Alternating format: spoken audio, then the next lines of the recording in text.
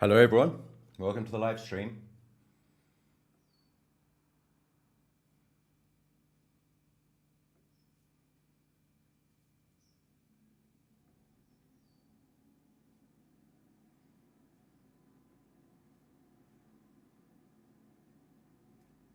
Hello everyone, welcome to the live stream.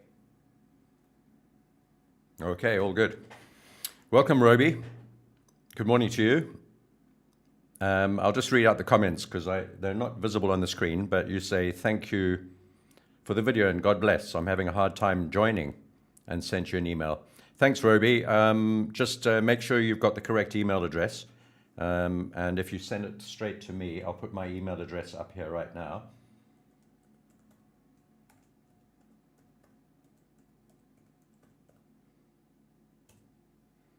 So there you go. If you email me on that, Roby, I'll make sure that we'll sort you out. No worries whatsoever. Good day, Joydeep. Good morning to you from India. Lovely to have you. Love my Indian viewers, of course. I want your view on gold in short to mid-term. We'll cover that when we get to gold shortly. And Luna, I definitely need sunglasses. GSM or GSM. Hello, James. From Poland, and an undescribable word. Pozdrowienia, Luna. Okay, I hope that accent was good. Good morning, Edgar. And Paula, good morning to you. And Emily Trading, lovely to see you. Silver, question, Mark Silver from Ruben, or Ruhan.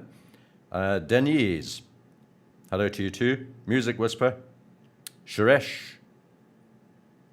Dangerously short on NatGas. Wish me luck from Edgar. We'll talk about NatGas shortly. And there's the email address for you, Roby. We'll start in about 3 minutes. We'll get to silver, Ruhan. Don't worry about that. I've just taken a long position on silver for those who are not in my private group. We're now long on silver. We took a position. Let me quickly go to the charts. I'll show you whilst we're here. So there's my silver chart. We're long on silver. We got long a few hours ago, about 2 hours ago, I suppose. I want to get rid of this thing on the page that's bothering us right now. Let's just get rid of this and make that vanish for the second. Window capture.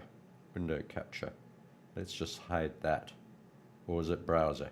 Yeah, that one. All right, so we just took a long position on silver, right down here at the bottom of this day's candle at the opening of today after a consolidation over a period of a number of hours, actually a few days. We got a buy signal. We went long. It was very fortunate. We just got long and it immediately rocketed up by a full day's move almost. So we're long on silver. I just need to do one thing here.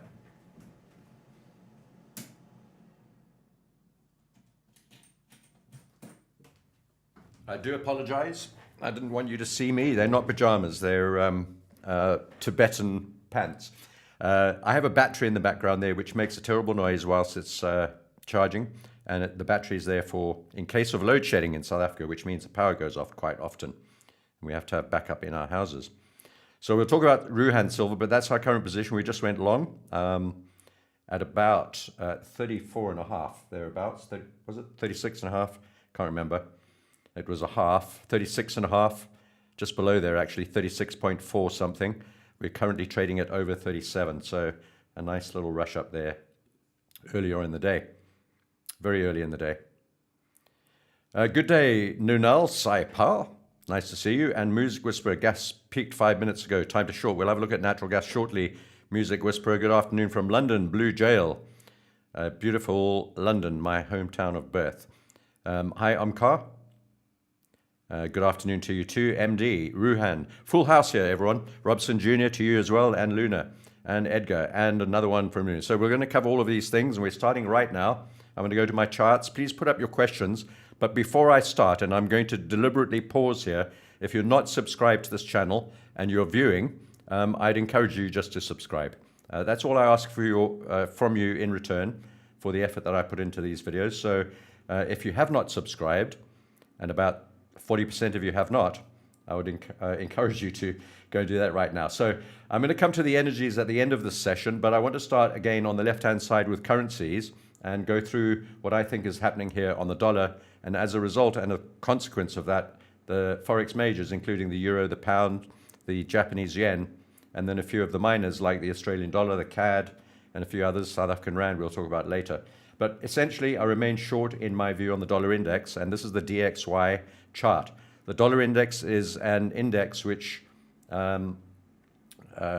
places a weight on 6 of the most highly traded and most important Forex major currencies, including the euro, the biggest of all of them, which is about 70%, and then others like the pound, the Canadian dollar, the NOK, the CAD, and a couple of others. So this basket of currencies makes up an index which is reflected by the dollar index. That's this number that you see on the chart in front of you right now. And you can see we're generally moving downwards. We broke down through what I called the dollar Moab, mother of all breaks, or DXY Moab right here. We've got a few Moabs on a few different charts right now, including things like Bitcoin and gold and natural gas and so on. But there's a few Moabs lying around. So we've broken down here. It's an incredibly important support level. We've now broken through it. It's been weakened after the blowout through the top, which failed. We're now trying to get down through the bottom. It could be that we're in a very broad expanding pattern on the dollar. Now, I'm going to ask you to imagine this, or maybe I can draw it for you, but I'm going to draw an expanding megaphone top out from there and an expanding megaphone bottom out from the bottom side to where we currently are, more or less. And you can see if you study those 2 red lines that I've just put on the chart, that's a megaphone pattern, and it's a reversal pattern.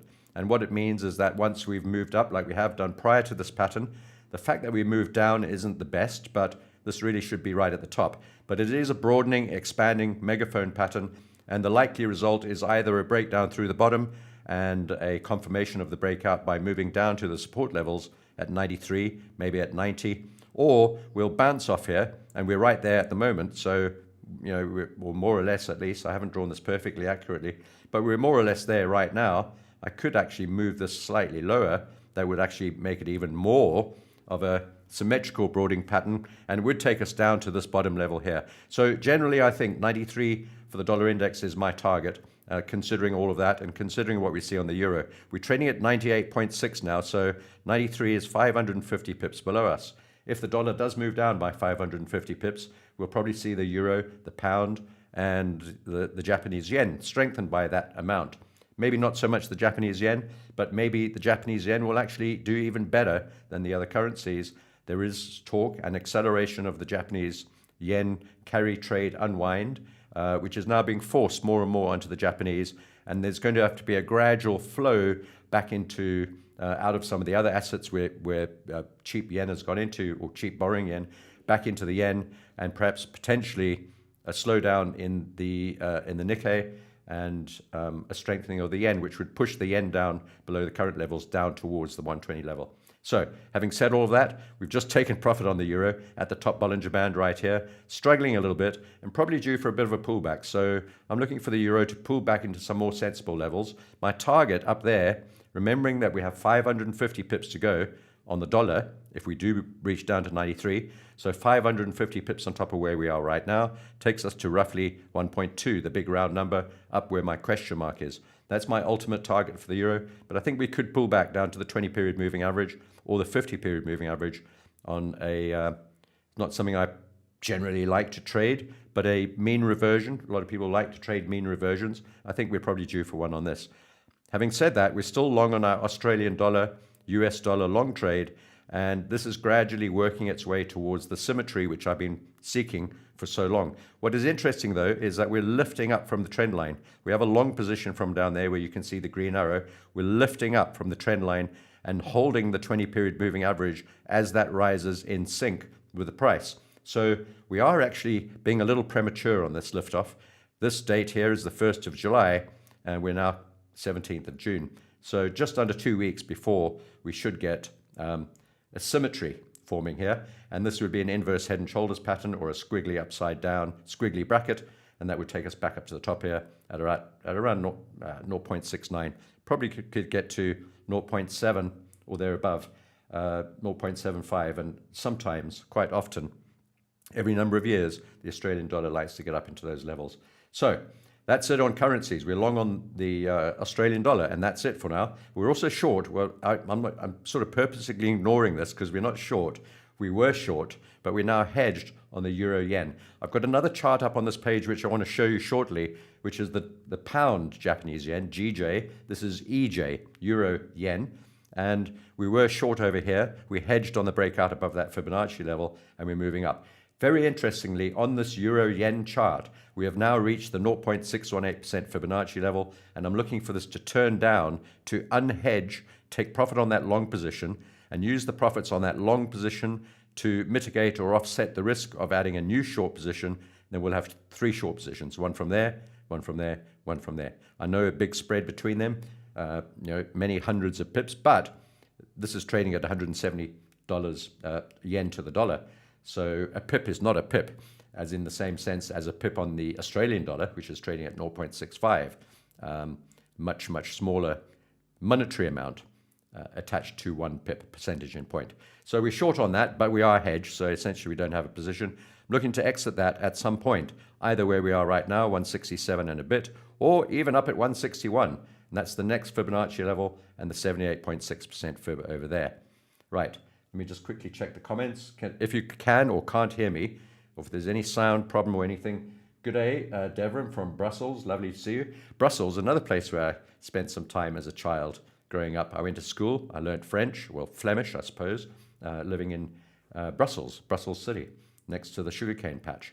So that's it on currencies. So I think we've covered all of that. Now, going across the stocks, all sorts of things going on right now. Massive rally yesterday. Let's just look at one of these. The NASDAQ, S&P is very similar, perhaps even more stark, but a massive rally on the NASDAQ. About 2.5%, I think it was, ultimately, ending with a shaven top almost candle, so very bullish, and it's an engulfing candle, and it's a bounce off the 20-period moving average. But you can see we've got massive resistance above us, really struggling to get through. I'm imagining those are call walls and options walls and market makers' defensive levels, that sort of thing. Can we push up through here? I think it's more likely that we'll move up after seeing yesterday's candle, although I'm short.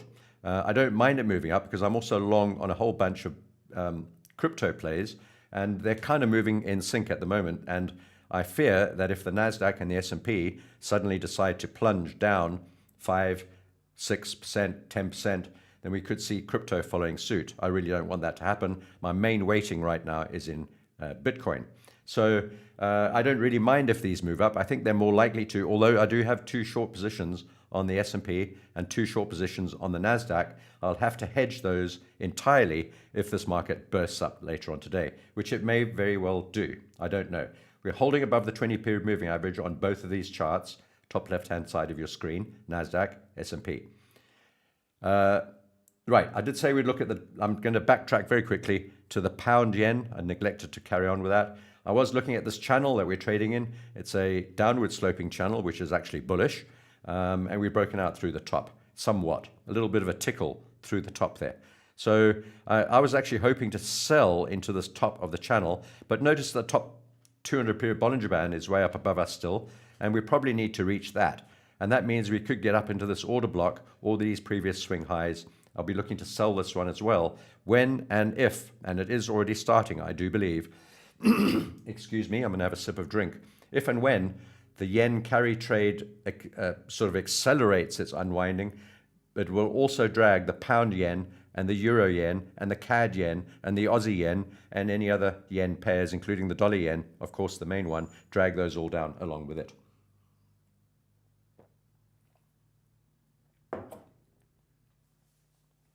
Right. So that was a long flurry of words with almost no pause for breath, and I'm sure you're exhausted by now after listening to my one-way traffic.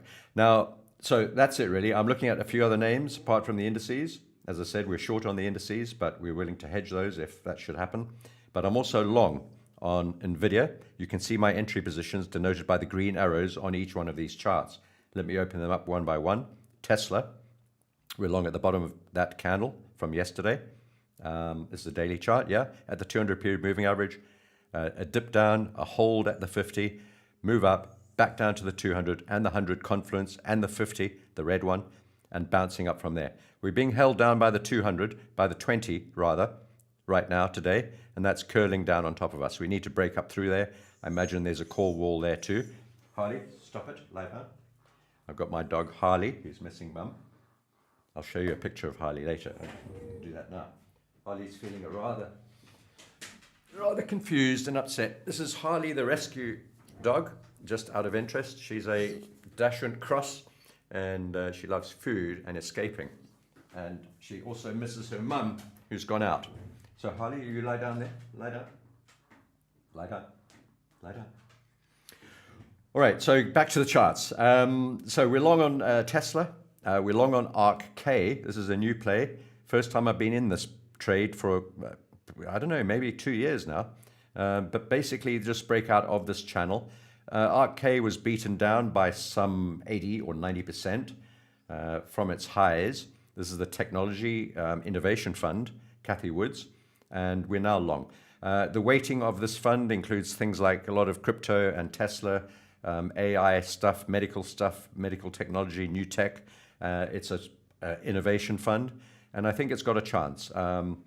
Doesn't really matter if it works out or not. I'm not too sure. We're in profit already. We're actually in about 10% profit on this trade already, and we can actually move our stops to break even. But if this should get going, it could be one of the big runners in the rest of this year, if the markets can support further rallies, or we may just go sideways across the markets.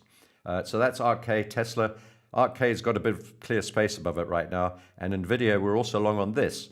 And just really, after breaking out of that rising, ascending triangle into the blob, where we actually targeted our first exit, we got out of Tesla longs somewhere around here. We haven't been in these longs for a few days now, and I've just gone long at the sort of consolidation zone at that, just above that 78.6% Fibonacci level.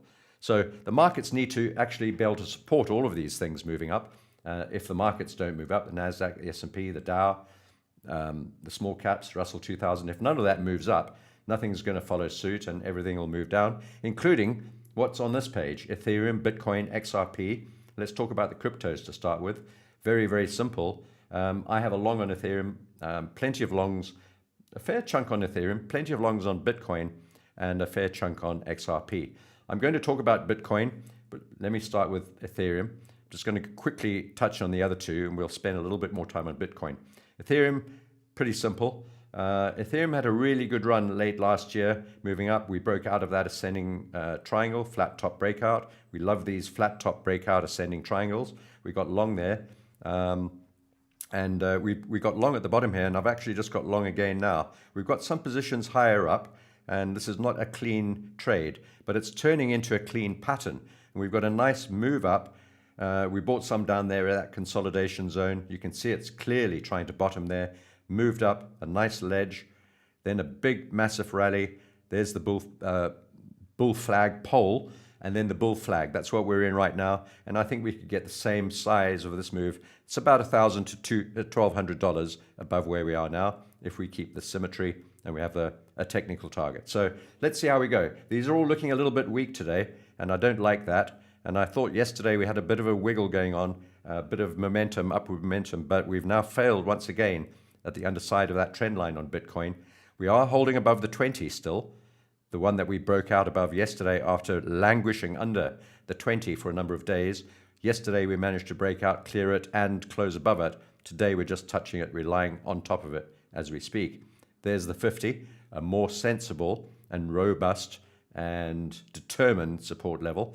We can see what happens when we get down to the 50. Quite often on Bitcoin, the 50, if the 20 fails, the 50 will support it.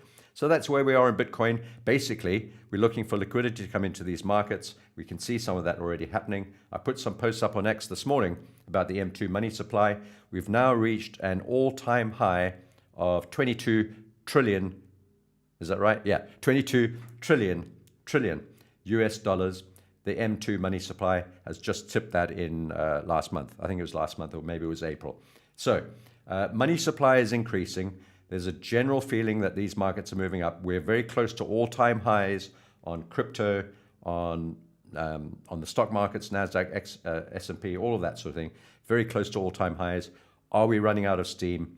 Is this just a little bit too far to go? And do we have to have a big correction? I really hope not, but maybe that's what's got to happen. I don't know. I did want to point out, I'll go to X shortly, but I want to move on to gold and silver and copper. And I pointed out this morning at the start of the stream that we went long on silver yesterday, right at the bottom of yesterday's candle, basically at the start of play yesterday. And it moved, was that, no, sorry, that was this morning. That was this morning, very early this morning, just a few hours ago. What am I talking about? I'm thinking of a different trade. And within 15 or 30 minutes, we moved up a whole day's worth of a move on silver. So we're long again. We were long down here. You can see my last green arrow at 32. We got out somewhere basically where we are right now, got out after that dip down, and then it's now consolidated, made a nice dip down. We're too far away from these moving averages still, so bear in mind we may have to retest some of these, but we got this big move up and we smashed up through that high and we're moving higher. My targets for silver, I'm going to switch to the weekly chart for this, and I'm going to drag this down. Give me a second. My first target for silver, it's very, very simple. And we've already achieved that. Actually, this is the second target for silver. The first one, and if you were following me some time back, you'll know it was the 1.618 Fibonacci extension. We reached that at $35, and we've now re-entered for an extension of this move up to $43 on silver. I do believe we could get to 50, 55, or even 60, but let's take it a step at a time. $43 would be a massive move. We've already cleared that first level, our first target. So that's silver, and any dips down to these sorts of levels, down to about 32, that's where we got in. Hopefully we don't have to get back down that far, but certainly at the end of this blue zone at 34.5 is a good buying area for silver if we should dip down there. Let me switch back to the day chart, get the scale sorted out. So 34.5 is what I said, down to that blue line at that top there. It's also where the 20-period moving averages is poking out through right now. At the same time, we're long on silver, we're still short on gold. And gold is doing its thing, still drifting upwards, but very zigzaggy and very uninspiringly. And yesterday we had a big bearish engulfing candle, which is also, let me just move that. Yeah, it's not a tweezer. Is it? No, almost a tweezer top, certainly a double shaven bottom. And we're now today just holding at that same level. We haven't moved up, we haven't moved down. My targets for gold are down here at about $3,000. You've looked at this picture so many times over the last number of weeks and months even, that you're probably tired of it. But that's what I continue to think. And it also shows the benefit and the great peace of mind, I suppose, in not constantly adjusting your trading view or your plan or your strategy until the line in the sand is broken. My line in the sand for gold shorts, in other words, when I'm going to be completely wrong, is a daily close above the recent all-time high. And in fact, I might actually wait for 2 daily closes above that level before hedging this or stopping it out. I would normally hedge. So it just shows the benefit of sticking to your plan, sticking to your idea. And if and when this market does move down into these levels, 3,000 plus minus, a little bit above, a little bit below, or 2,800, 750, a little bit above, a little bit below. If and when the market does move into those levels, we will then look back and say, wow, that we had to hold on to that trade, even though we were gathering overnight payouts from the broker, which gold does. If you hold gold shorts, the broker will pay you. So we've been paid every day, which is great, but it's taken some time. But when we get there, and if you stay in this trade with me, and if we do get there, we may not even get there, we may just carry on going up. But if we get there, you'll be able to look back and say, that's the benefit of sticking to the plan and drawing a line in the sand. And until that line and plan is upended, you stick to the plan and stay with your original idea. And that will keep you out of a lot of bad trades. It will keep you in a lot of good trades that you shouldn't be getting out of. And it will just give you a much better peace of mind, not having to chop and change your view on the market every single day. We don't want that. Try and keep a view on the market for at least a week. Just try. Just say, okay, I'm now long on gold or short on gold or long on oil. Keep that view for a week and don't change it unless the market changes, of course, and see how you feel at the end of that week. You'll feel a lot better, a lot more relaxed, and you'll have made a lot fewer mistakes. Now, I don't have a position on copper. We got out of that at break even. Tempted to buy that again, actually, just waiting for the right chance. That might be today. We'll have a look at that more closely later on after the market gets going in our private group. But I do think that copper, maybe we should have just kept into that trade. But everything was looking a bit dodgy after all the stuff kicked off with Iran and Israel and so on. And it all became... sometimes the best plan is just to get out of the market, take your profit, and come back a little bit later on. Now, going across to energies, please go and have a look at X. And I'm going to now switch across to X because I want to show you something very, very quickly. And if I can do that, I'll be very happy and I can do it. There we go. So what I want to do is to quickly show you a couple of posts here on X. And this is the benefit of using this software as opposed to the other, where you can drag these windows around. Okay, so here we are. So I just encourage you to go across. This is my X channel. It's ArcisFX, the same as a YouTube channel. Just go across there. About 5 to 10 times a day, I put up posts here which don't make their way to YouTube because there isn't time. And this is a quick sort of, if I have an idea or a thought or a trade that I've just put on, I'll often put that up on X. So you can go and check it out on this page on X. And make sure you press the notification bell on here. And also make sure you subscribe on YouTube. Press the notification bell here too. So on X, I put up this chart right here. We talked about money supply. We talked about that earlier. I talked about the stock markets and where we're sort of looking a bit droopy. Talked about our uranium trade. We haven't got to that yet, but I talked about how we got in right down here. We took 25% off there, 25% off there, and we took the balance, the rest of it, the 50% off right at the top here, having made this huge profitable trade. Uranium, we're out of that trade right now. We're still in UEC. We'll come to that shortly. And then natural gas. I put up this chart on here. I'm going to switch this back. All I'm doing right now is showing you the benefit of actually following me on X, because a lot of this stuff you won't see on YouTube. And I've analyzed this whole process with the natural gas breaking out, with the gaps, with the rollovers, with the Iran war, with what's going on all over the world, and with the weather and the COT report, the positioning of traders. All of this is reflected in one single picture. That's this chart. I'm not going to go through it in a lot of detail, but I have done this in my private group. We talk about these things all the time. We talked about the trend line rejection. We talked about the lozenge or the triangle, diamond, broadening pattern. We talked about the failure here at this triangle top, where it should have broken out the top as ascending triangle, but it broke out through the bottom. We were short. We took profit at the trend line. We stayed out, and it's moved up since there after gapping up after that reverse. All of this is actually covered. We talk about these things all day long. But if you want to get a quick scan of what's going on, you can go and check it out on X. I've talked about the FOMC interest rates next meeting, which is tomorrow. And there's a 98, 99% chance the Fed won't cut rates. We talked about gold and the gold COT report. If you're interested in the commitment of traders on gold, you can find my thoughts on that on X too. So that's all of that. And I just wanted to really highlight the importance of that. And I'm now going to hide this screen if I can. Window browser capture. Is it browser? I think it's browser. Yeah. So right back to the charts. So let's have a look at natural gas in more detail. Where are we right now? So what I'm going to do is get rid of all of this stuff here, if you don't mind, because it's now recorded for posterity on X, and I don't like my charts to be like a drawing book. I've got enough pictures on here as it is. So that's where we are. We've moved up to that double top high. Now, what I want to point out to you on natural gas is that this is a flat top. We've now tested it once, twice, 3 times, 4 times, 5 times. This is the 5th attempt of breaking up and penetrating, getting above, closing above this flat top. We didn't manage to do it on the first occasion, which was this ascending triangle, which had a 70% chance of breaking out through the top. It didn't break out through the top. It broke out through the bottom. If you remember, I made a number of warnings on X and on YouTube that it should be really, really, well, I basically said it's really important that traders don't hold into shorts, particularly those who are over-leveraged and over-committed to the short trades at this point where we were at that triangle exit a few days ago. And we talked about this, and I said it's very, very dangerous. Very fortunately for those lot who are holding those big shorts, the market moved down. Not far enough, though.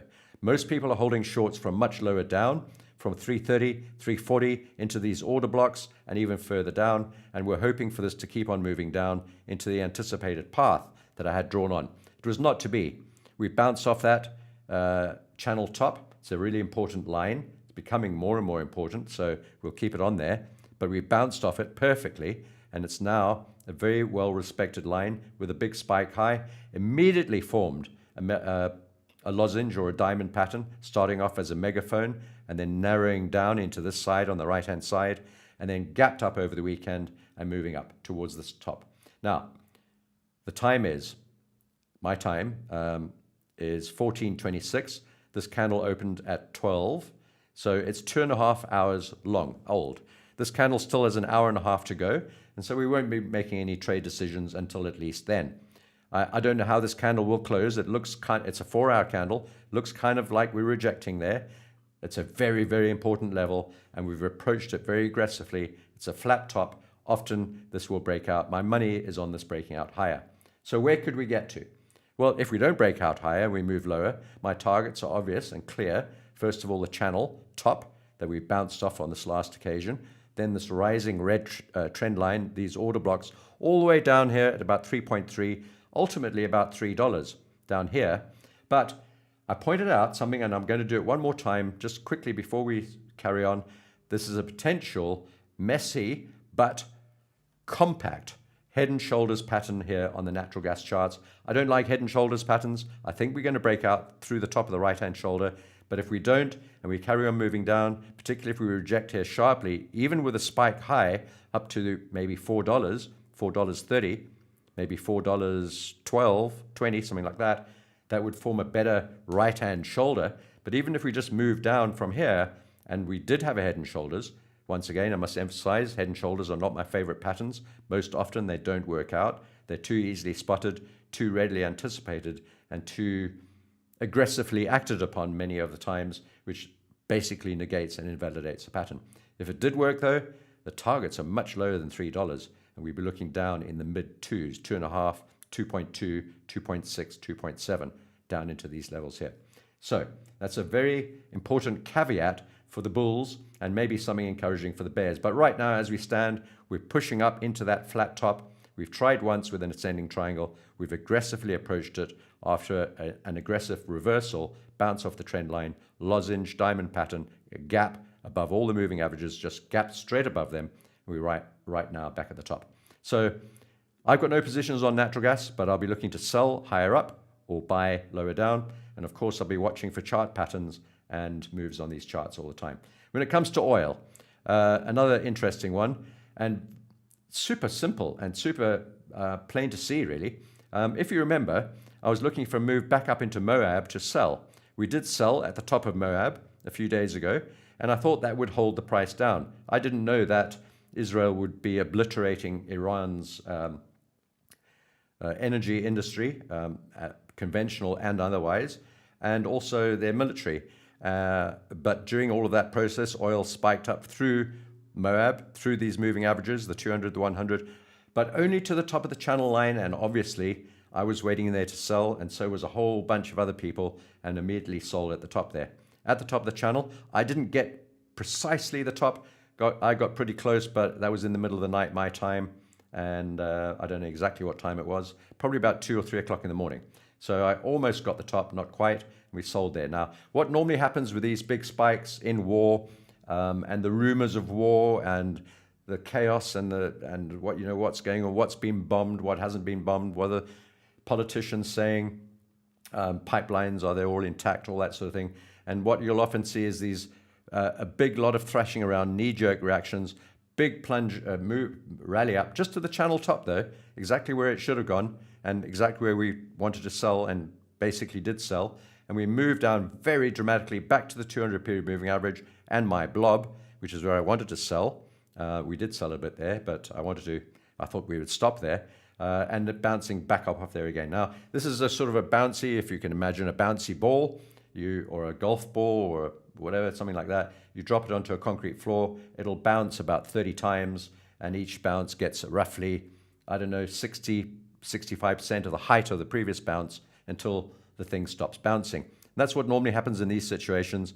We're getting a lot of bouncing around. Eventually the bouncing will stop. We'll get smaller and smaller candles, and at some point those candles will point in one direction or the other, perhaps just sideways across the page, possibly, but we may just push up through that level. and move up to much higher levels. I think that's the most unlikely scenario. I think we could go sideways underneath this channel top for a week or two and then move down, or we might just move suddenly down from here. Let's let the bouncy ball stop bouncing a little bit. No need to rush. We've got some decent shorts on here, got a good size position up there, and we have another position from down there. We'll see how we go. And that's WTI oil. And if we look at Brent crude, actually talking about, we'll come back to UEC. I just wanted to point out my UEC trade. Talking about Brent crude, very similar picture. Just sort of poking up through that trend line on that previous occasion, and again on this occasion, but generally just holding beneath it. We are above all the moving averages, the 50, the 20, the 100, and the 200, and we're trying to just get up through there. So I don't know. Generally, I think, and I'm not going to, I'm betting on it, obviously. I'm betting on the short side. I don't know if it's going to work out, but I've put my money on the short side because I think that's the most likely outcome. Quickly going to URA, we talked about that. We got out of our URA long position. I put that up on X as well the moment we got out. This is UEC, a different uranium instrument. We're also long on this one, and you can see my entry positions from down here at $4.70. We took another one quite recently, a few days ago, at $6.46, thereabouts. We're currently trading at $6.79. So in lieu of taking profit on URA, we still remain long on UEC with two decent positions on here, looking for this to move up. Of course, I'll be looking for URA to pull back. And I want to obviously rebuy this one.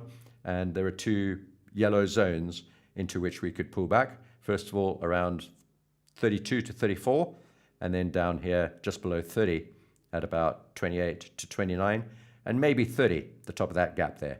But probably the bottom of the gap, which would be down to about 28, I don't know, 28 and a half, something like that.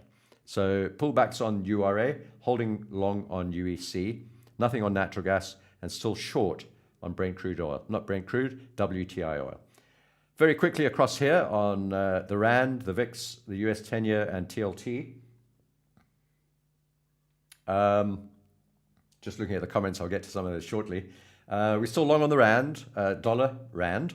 Once again, I covered this in yesterday's video and the last live stream in some detail. No reason for the RAND to be strengthening so dramatically, and I expect we'll get a bounce. This pattern here, it's a falling wedge really, and if I duplicate this fractal from the middle of the page and put it to where we are, this is the sort of thing that the RAND sort of does. So I reckon we'll, something like that. It's a very, very, very similar pattern, and a bit of a short squeeze should take us all the way back up to about 19.5 or 20 on the dollar, on the dollar South African Rand. We have nothing on the 10-year yield, but we are long on TLT. And a lot of people talking about this is the next big thing, TLT, treasuries. And people should be looking to buy treasuries. Well, we've been long for an awfully long time, for, I don't know, on and off for about a year now, I suppose. And every time we get a bit of a go up going on, we collapse back down again multiple times, generally just angling down overall, making lower highs. And but if I just get rid of all these lines, remove the drawings. Yeah. So basically what we've got is a falling wedge here really on TLT. And it's quite a nice and interesting and powerful pattern. And it's a bullish pattern. It's a reversal pattern. So something like that. It's not quite complete or mature. And we could draw these lines a little bit differently. We could, I could draw it from, I don't know, can I draw this one? Yeah, I could draw it like that, a little bit tighter in. So generally a falling wedge, and I think we could get a bit of a wiggle on there. A lot of people talking about treasuries bouncing. A lot of people talking about government intervention, US intervention in treasuries. Maybe not, I don't know. Nevertheless, it's a boring and uninteresting trade, and nothing's happened. Now going across to softs and grains. Nothing much to talk about except for sugar. Well, we talked about this in yesterday's video, or the one before that in the live stream. Let me just run through them very quickly. I'm still short on cocoa. We haven't reloaded and added to this one. I think these are the two most interested plays, cocoa and coffee. These are the one that people are most interested in. So we have a half-size position on this, and I was looking to sell further up into a bit of a rally. But we may actually add some more on a breakdown below these levels. And the general cocoa pattern is going to be choppy and bouncy, but I think we could get down to this purple zone at about 7,000, maybe a bounce all the way back up to 8.5, 9,000, and then a wiggle down, and then another wiggle down to the next Fibonacci level, and that's all down, all the way down at about 4,000, 4,500. So generally that's the pattern. Look how far we've moved. Big messy top forming. Sometimes these can go on for months and years and even decades. Sometimes the stock market stays in a consolidation, accumulation, distribution pattern for decades. It did so after the 2000 stock market stock market bubble. It took about 10 years, I think, it maybe 11 years for the markets to actually gain anything further beyond that, and just stayed in a broad range. So that's cocoa. And then coffee, once again, we have not got another addition to our shorts. You can see where we've been short, and we've taken profit at the orange arrows. I've taken profit at that arrow at the top of this channel, and I wanted to sell some more. Avoided that twice very easily and cunningly, waiting for the red line, didn't get there. But this is the path I'm expecting for coffee. And so now we're short. We have a 50% position on here, and we're now into the channel. So I don't think we're going to get much above here again, and I think we're going to wend our way down to the channel center line at about 320, bounce back up again, channel bottom at about 300, 305, bounce back up again, and then eventually a breakdown through the channel to much lower levels. So that's the general idea on coffee and cocoa. We're also long on corn, long on cotton, nothing on orange juice, long on wheat. That had a nice big bounce as well, and I mean, how long are we going to stay in these, look for a bottom on wheat? But that's generally what it looks like, another falling wedge, and not reaching the bottom of the channel. We're long from pretty close to where we are right now, and we're trying to get this moving on up and through the trend line and to higher levels, somewhere around about 750 to 850 into that region is my sort of target. And that's all on that, folks. So I'm going to go through the questions quickly and see what we've got. If you wouldn't mind excusing me while I take another drink.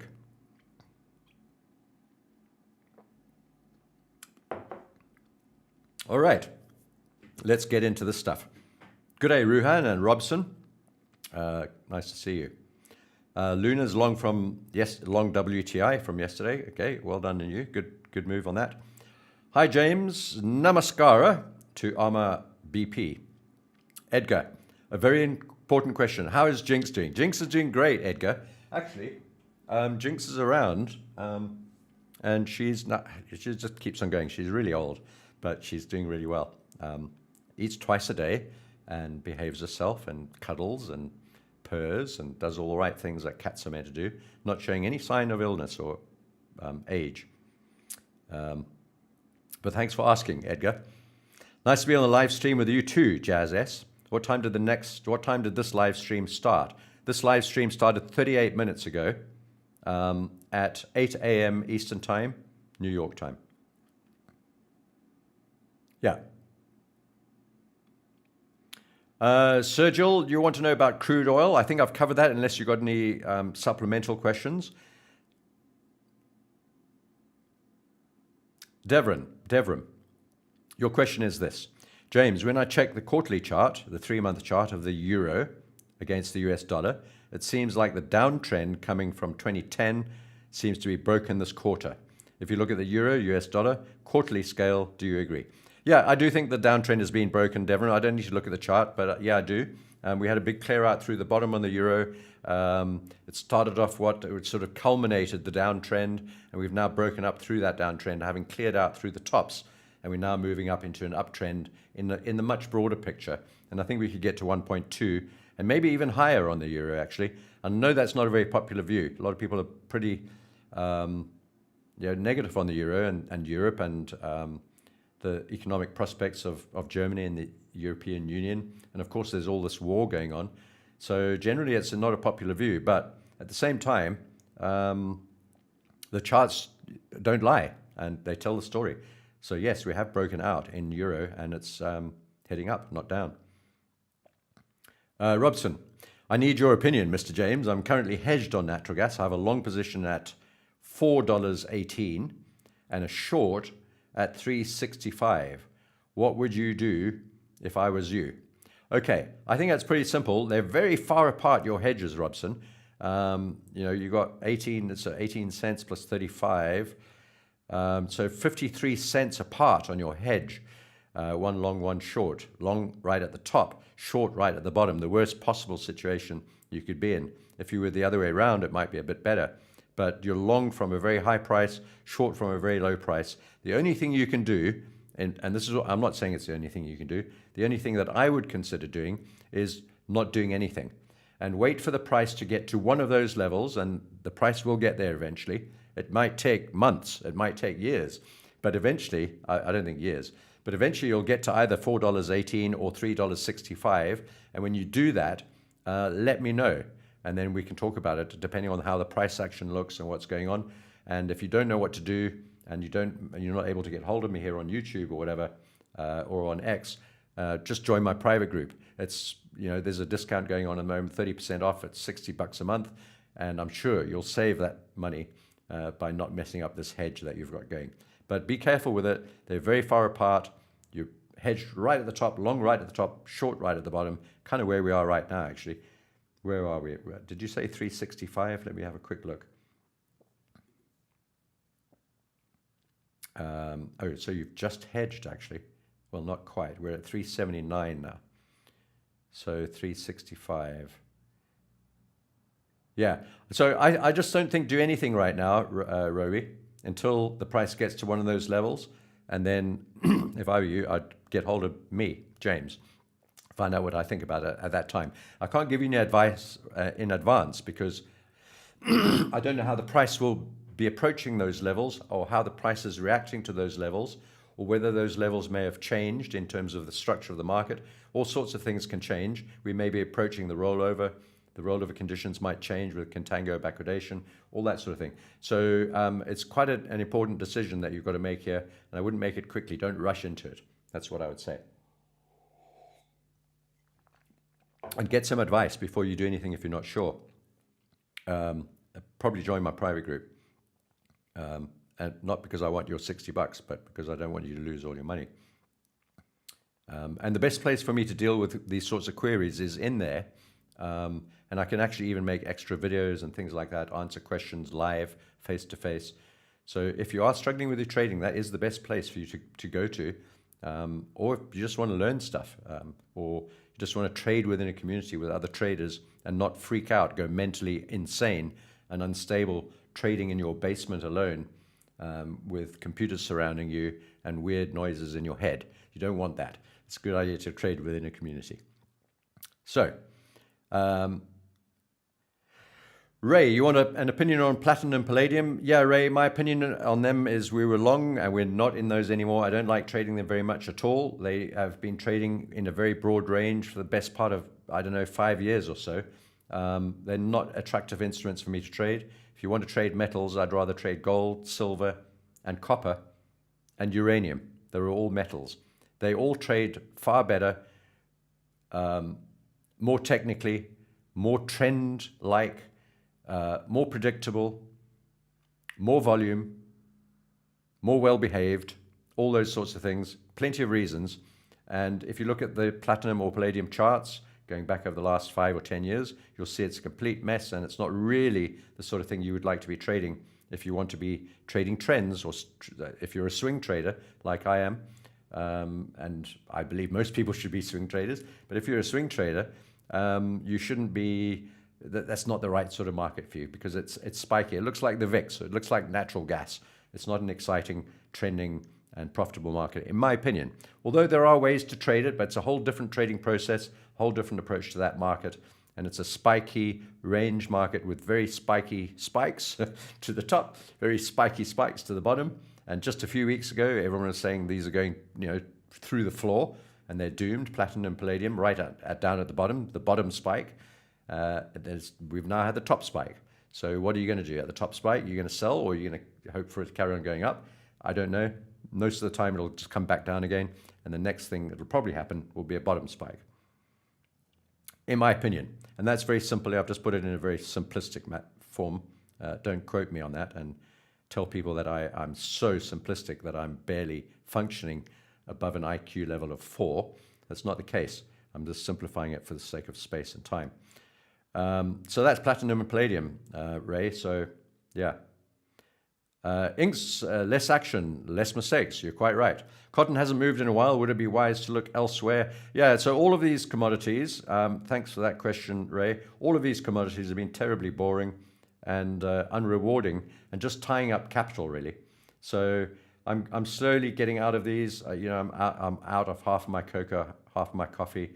I've now no longer got a position on orange juice or soya, and we still only just got sugar, wheat, half on coffee, half on cocoa, corn, and cotton. So has it been doing anything exciting? Cotton, corn? I can't remember what you were talking about there. Just got to get back. Cotton. Let's quickly have a look.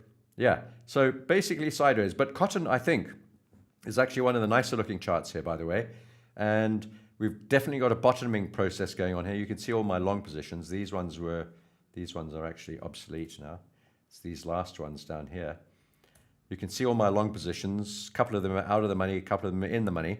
But so all of this thrashing around here, visiting the channel bottom, then the top, breaking through the top, then back to the bottom, wild movements, and then dwindling around into the sort of as we go along.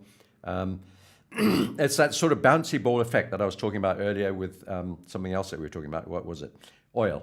The bouncy ball effect. You can see there's the bouncy ball, and the bounces get smaller and smaller and smaller until the market gets totally bored and totally disinterested in what's going on. And then some clever bloke or lady will get this moving one way or the other through some big order or commitment or forward order, or there'll be some weather event or something like that to get this moving.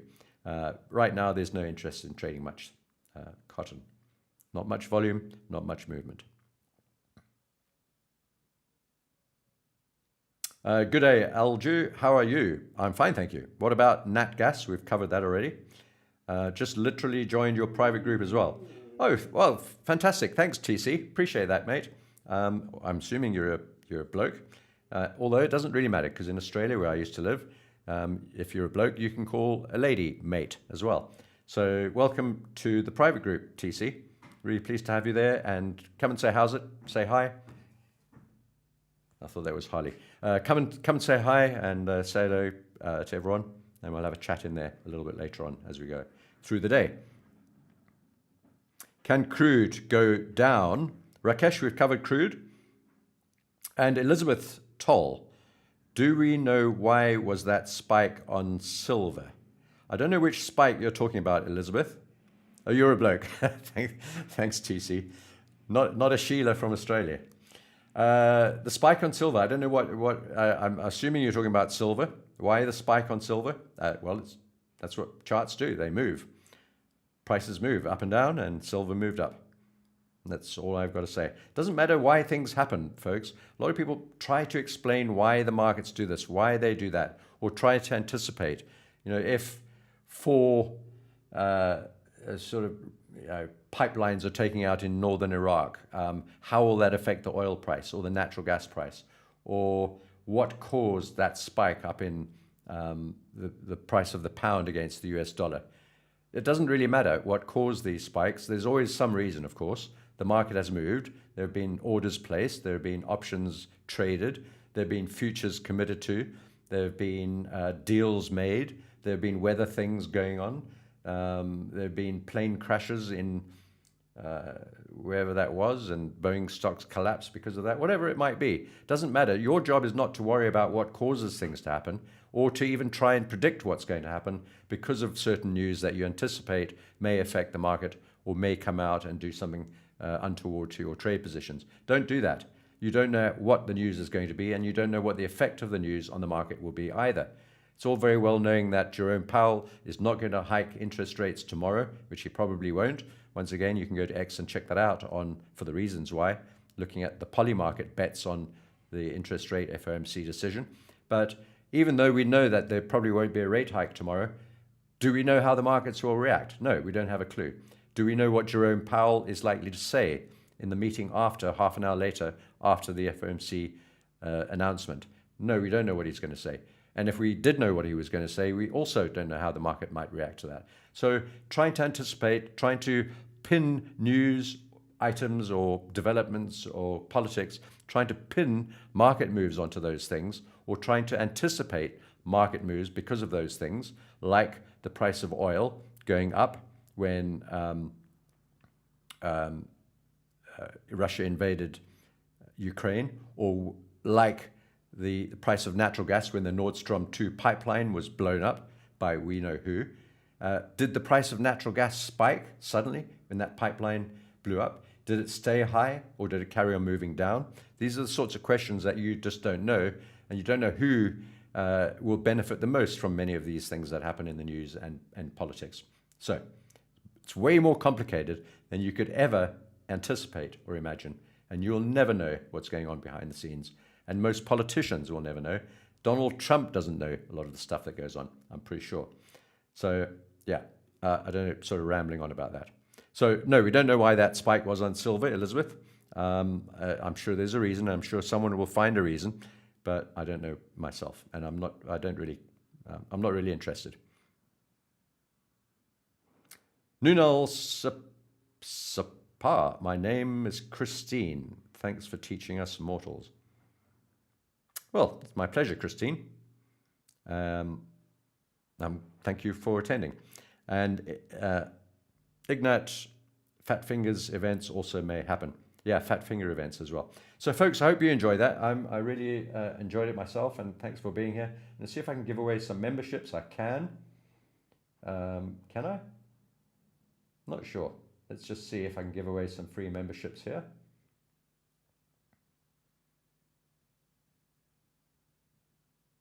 No, I cannot.